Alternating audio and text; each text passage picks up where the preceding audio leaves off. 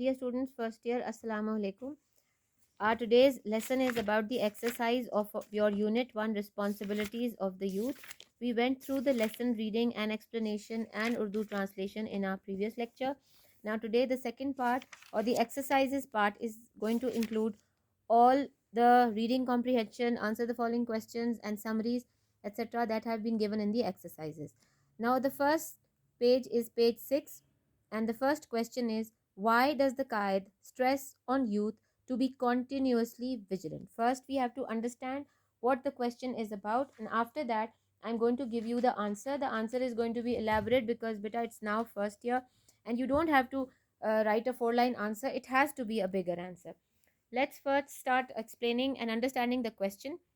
Why does the Qaid stress on youth to be continuously vigilant? Continuously is in continuation on daily basis. Vigilant is being hardworking, active, and doing your work on daily basis towards success. Now let's start our answer. We'll first explain what the question is asking and then give you the elaborate version. These answers are going to be different from what you did in metric because you are not now growing up and you're now in college, and the answers of the college students have to be different from the ones that were done in class 10th. Qaid stress upon you to be continuously vigilant because great responsibility rests upon the shoulders of all youth. Pakistan faces great challenges from within and from foreign enemies. In these circumstances, it is necessary for young blood or young students to be more and more vigilant, active, and alert so as to overcome the difficulties and to prevent enemies from harming our newly created country. Now, let's move towards the elaborate answer. The elaborate answer is going to first include your explanation in the sense that first heading is going to be reference to the context. Again, this question has been taken from the lesson responsibilities of youth. After that, we'll start the answer. In his address at the Dhaka University convocation on 24th March 1948, the Qaid, a great leader, stresses on youth that their main occupation should be in fairness to themselves. Now, here we can even write stressed, we can even answer the question in past tense, or we can keep it in the present. I'll again start from the beginning so that you can understand the requirement of the question.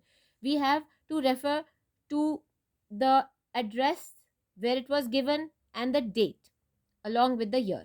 In his address at the Dhaka University convocation on 24th March 1948, the Qaid, a great leader, stressed or stresses on youth that their main occupation should be in fairness to themselves, in fairness to their parents, and indeed in fairness to the state, to devote their attention solely to their studies. Only then they can equip themselves for the battle of life and to be a source of strength and of pride to their state. He further states few points to be vigilant and beware of enemies. Firstly, beware of the fifth columnist. Secondly, guard against and weed out selfish people who only wish to exploit them so that they may swim. Thirdly, learn to judge who are really true and really honest, who wish to serve the people with heart and soul. All this demands complete solidarity, unity, and discipline. He assured them, divided you fall, united you stand. Now, this is quite an answer. It has coincided or precised every information that the Qaid gave to his students, what he was expecting from them, and what he wanted them to do. Now let's turn to the next question, which is what, according to the Qaid is the prime responsibility of youth. Again, reference to the context. This question has been taken from the lesson responsibilities of youth. Now, according to the Qaid, it is the gravest and the prime responsibility of youth to work for the good of the state. It is necessary for them to work as united and disciplined nation. All of them need a constructive spirit because it is far more difficult to construct than to run a government. He wants the students who are about to enter life to protect themselves from the enemies of Pakistan and those of them who have still to continue their studies for some time mustn't allow themselves to be exploited by any political party. He instructs them to devote their attention solely to their studies. Freedom, however, does not mean license. It means that they cannot behave irrespective of the interests of other people or of the state. Now, the second answer requires you to write the prime responsibility of youth, which is to equip themselves with quality education and to have a constructive spirit. They have to show fairness to themselves, to their parents, and to the state. They also have the responsibility to make themselves ready for the coming battles of life. Question number 3, which says, having read the text of the Qaid's speech, what traits of character the Qaid wants to see in the educated youth? Let's start the answer again with the same heading, reference to the contest, and then move on to the explanation. The Qaid wants the educated youth to be responsible citizens of the state. He wants them to fully understand the implications of the revolutionary changes that took place on the birth of Pakistan. The prime responsibility rests on them to work as a united and disciplined nation. All of them need to have constructive spirit to run the government. They should be fair to themselves, to their parents, indeed to their state. They should have courage, determination, and strength to get destined goal for their state. They should be vigilant and beware of the calumnists and selfish people. They should be initiative. They should be true and honest to serve the people with heart and soul. Now is question number 4, which says, what advice does the Qaid give to the youth about the choice of career? Again, reference to the contest. In a nutshell, I'll give you the answer. The Qaid says in his speech that the educated youth must have high moral standards. They should have fairness, discipline, constructive spirit, seriousness, strong willpower, honesty, unselfishness, and truthfulness. Now, about the advice. Qaid advises the educated youth and says that most of our young people think and desire for government service, but this is not a good choice. Most of the government servants are living in miserable conditions, so he advises them to divert their attention and mind to other channels and fields. Fields like banking, commerce, trade, and law provide so many opportunities. Now, let's start the answer. The Qaid advises those who have been following the rut and all that they think and hanker for is government service to get out of that rut. He wants them to acknowledge that they are in a free state, Pakistan, where there are many opportunities to avail other than a government service. Government cannot absorb thousands. Impossible. He advises them to divert their mind, their attention, their aims and ambitions to other channels. There is no shame in doing manual work and labor. They can learn banking, commerce, trade, law, and so on. There is an immense scope of technical education.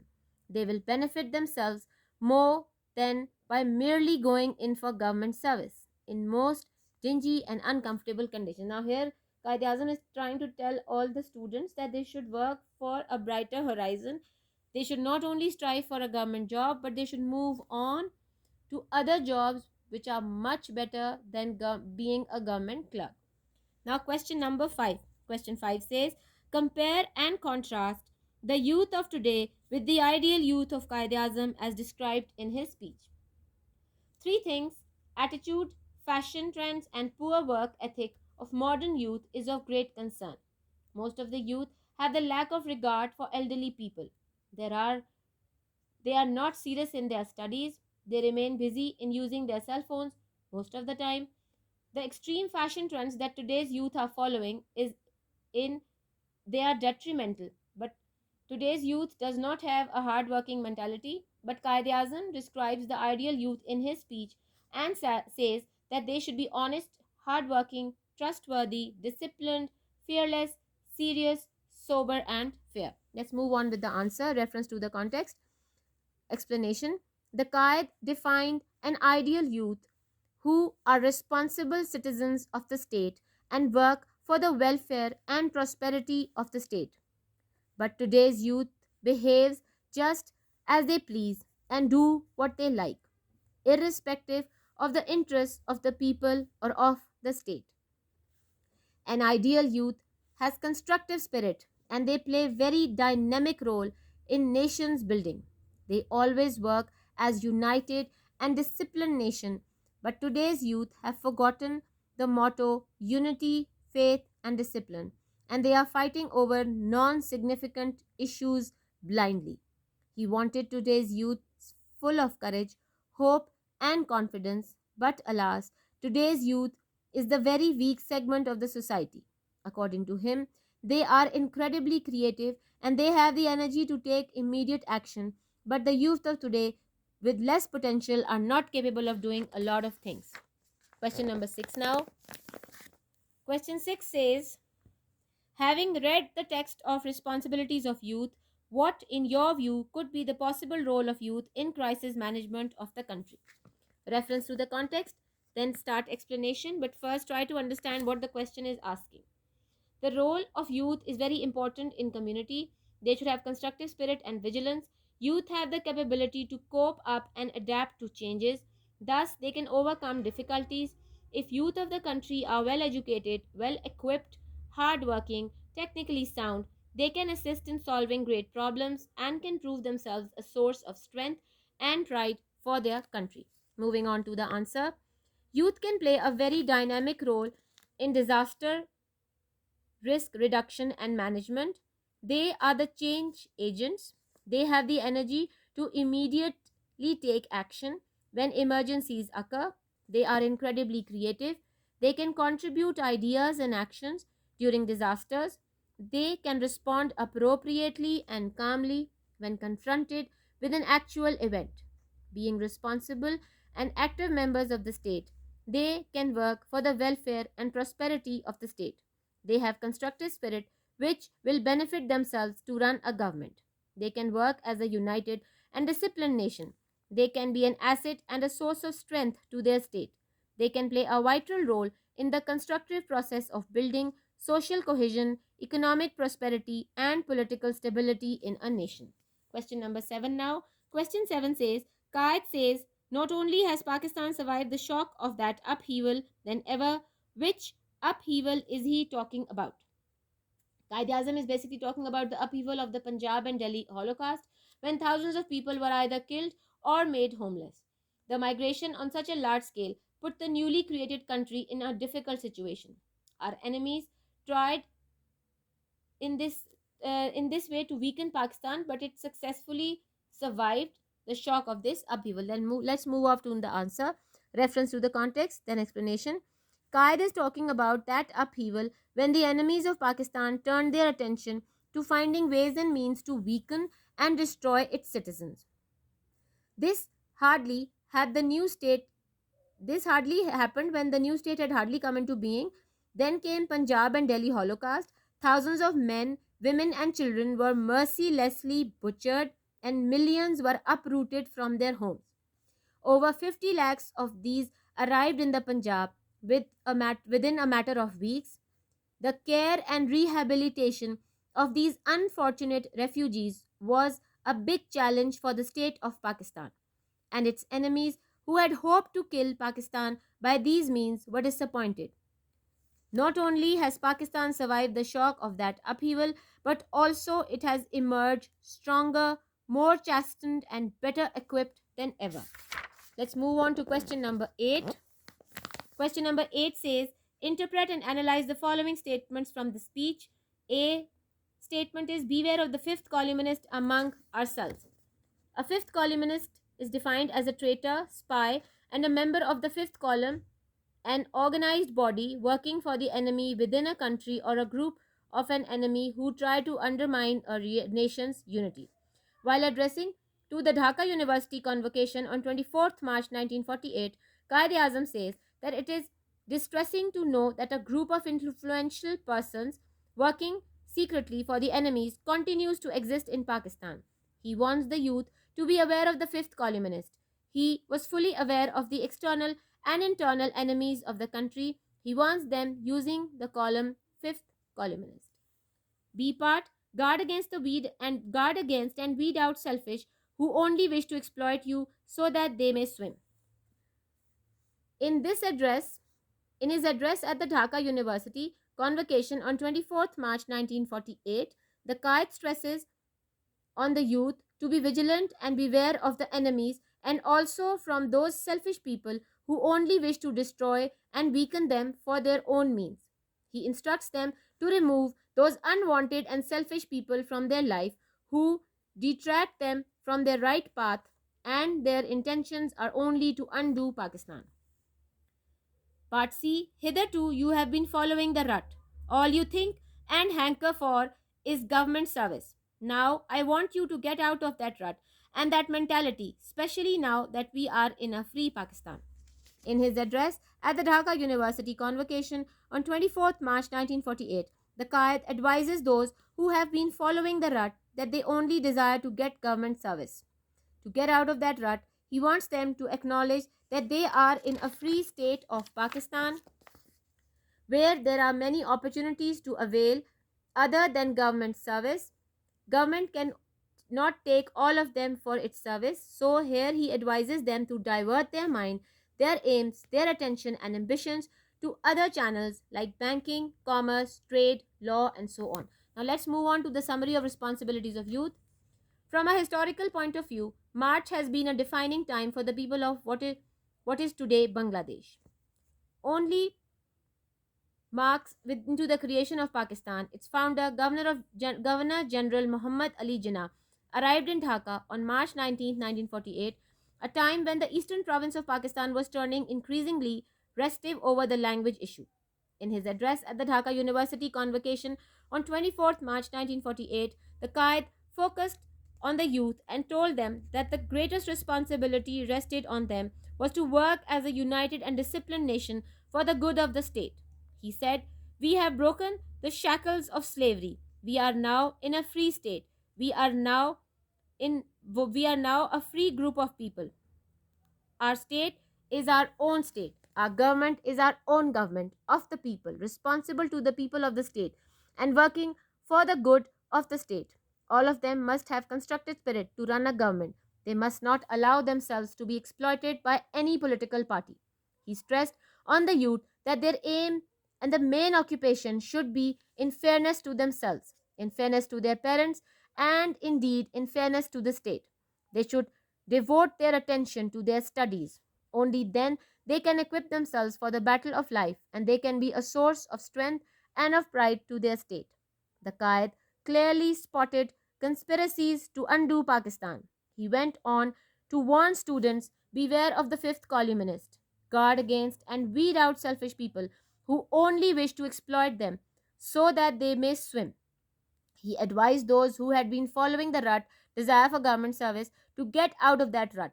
He wanted them to realize that they were in a free state, Pakistan, where there were many opportunities to avail other than a government service. He advised them to divert their mind, their attention, their aims and ambitions to other channels like banking, commerce, trade and law and so on. Let's move on to our exercises of the book. Now summary we've done: oral communication, group discussion. This is for classroom activity. Moving on to your grammar part, which is on page number 10, vocabulary. Read each word and underline the silent letter. Consult pronunciation key in authentic dictionary if in doubt. Now the first one, R, silent is H. Receipt, P is silent. Doubt, B is silent. Gnome, G is silent. Halves, L is silent. Whale, W is silent. Wrong, W is silent. Ballet, T is silent. Excerpt, P is silent. Align, G is silent. Wednesday, D is silent. Castle, T is silent. Thumb, B is silent. Rendezvous, lots of silent alphabets over here. No, K is silent. Guest, T is silent. Sword, W is not pronounced in the whole of its pronunciation. Consult dictionary and mark which syllable is to stress in the following words. Example, computer, second syllable. Reception, second syllable. Comparison, second syllable. Potato, second syllable. Bedroom, first syllable. 14, second syllable. 40, first syllable. Delicious, second syllable. Playful, first syllable. Now is grammar part. Circle the abstract noun in each sentence below. Now, what is an abstract noun? First, look at the definition. The abstract noun is a word which cannot be touched. It is the name of a feeling, a sensation which is inside. It cannot be felt physically. First sentence is, I respected the honesty my friend showed. Abstract noun is honesty. Can you believe that woman's brilliance? Abstract noun is brilliance. First word is honesty. Second is brilliance. Now the third one, to my delight, everyone arrived on time. The abstract noun is delight. She was in great despair when she lost her phone. Despair is the abstract noun. We have a lot of hope for the future. Abstract noun is the word hope. They showed extreme joy when they helped others. The abstract noun is the word joy. The men had much bravery on the battlefield. The abstract noun is bravery. My mother always shows great compassion for her children. The abstract noun is the word compassion. We have a ton of pride in our school. The abstract noun is the word pride. Write a sentence with each abstract noun given below. Love. I have great love and respect for my parents. Pleasure. She smiled with pleasure when we praised her. Calm. It was calm before the storm. Despair. Her voice was full of despair when she heard the sad news. Truth. We have to accept the truth. Tell whether the following nouns are countable or not. Tick the correct option and use these nouns in sentences. Confusion, uncountable. Roof, countable. Traffic, uncountable. Pain, uncountable. Behavior, uncountable. Knife, countable. Cutlery, uncountable. Freedom, uncountable. Mouth, countable. Peace, uncountable. Each of these sentences contains a collective noun. Identify and then use these collective nouns in your own sentences. Keys, marbles, and rubber bands were just a few of the things in the pile. The collective noun in this sentence is the word pile. The boys decided to join the Navy after graduation. The collective noun over here is Navy. After the performance, all the actors joined hands and bowed towards the audience. The collective noun in this sentence is audience. Now let's describe the collective noun. One word when used for a number of people is known as a collective noun. So here, first collective noun is pile, second is Navy, third is audience. Moving on to the next page, that is page number 12. The team celebrated heartily after scoring a winning goal. The collective noun in this line is team. Most of the students on the council are also on the honor roll. The collective noun over here is council.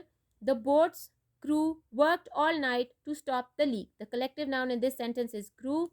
The talent show featured several individual performers along with 3 bands. The collective noun in this sentence is bands. Our extended family includes great grandparents and second cousins. The collective noun in this sentence is family. All of the students are attending a school assembly on Friday. The collective noun in this sentence is assembly. The Senate will be voting on 3 education funding bills tomorrow. The collective noun is the word Senate. The teachers and administrators held a meeting in the faculty office. The collective noun in this sentence is faculty. The sheep clustered in a tight flock to ward off the cold weather. Flock. Here the collective noun is the word flock. Moving on to exercise E. Complete the following sentences using appropriate collective noun from the list below. Some of the collective nouns may be used more than once. Now we have a group over here. Swarm, herd, flock, bouquet, gang, bundle, band, collection. The first sentence is, a swarm of locusts attacked a herd of cattle. Number 2, a flock of birds is always a beautiful sight. Number 3, they welcomed the chief guest with a bouquet of flowers.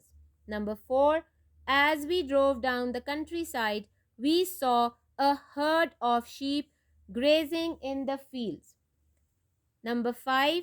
The gang of thieves has been arrested by the police. Number 6.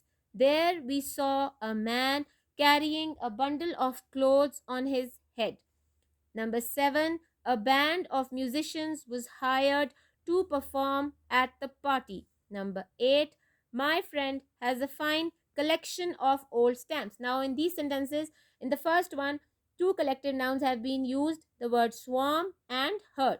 In sentence 2, the word flock has been used for a collection of birds. In sentence 3, they welcomed the chief guest with a bouquet of flowers. A collection of flowers together has been used with the word bouquet. Number 4, as we drove down the countryside, we saw a herd of sheep. Now, a collection of sheep has been explained by the word herd. Number 5, the gang of thieves has been arrested by the police. Here, the collective noun for thieves is the word gang. Number 6, there we saw a man carrying a bundle of clothes. A number of clothes bound together is known as a bundle.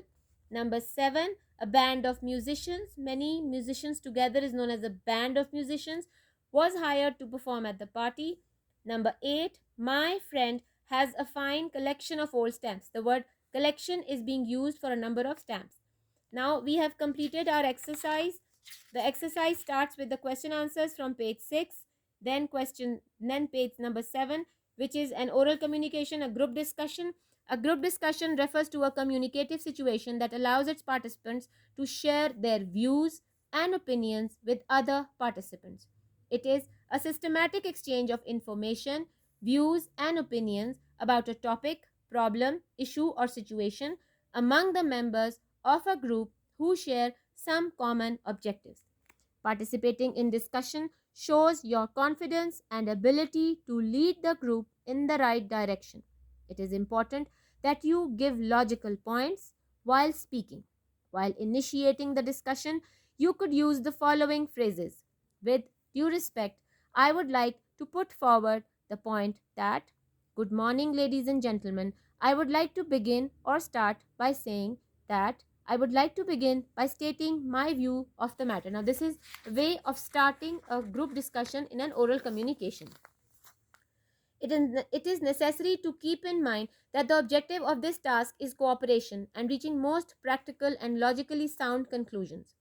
It is essential that you make your point while respecting views and opinions of other participants, if they are reliable. Some phrases for agreeing are, I totally agree with. As a matter of fact, Mr. Miss X is right by saying that. I think you are absolutely right. I have to side with X on this one. There can be no doubt that. Disagreeing, while agreeing is a positive deed, disagreeing, if not done appropriately, could sound almost rude and impolite. The following phrases will help you to disagree politely. With due respect, I believe it would be wrong too. With due respect, I would only partly agree to that. I feel it wouldn't be right too, though I agree with, it seems to me that. Suggesting your opinion. Firstly, your points must be such that they are convincing and assertive. Moreover, putting your idea into comprehensible sentences is necessary. Therefore, the following phrases will help you through the same.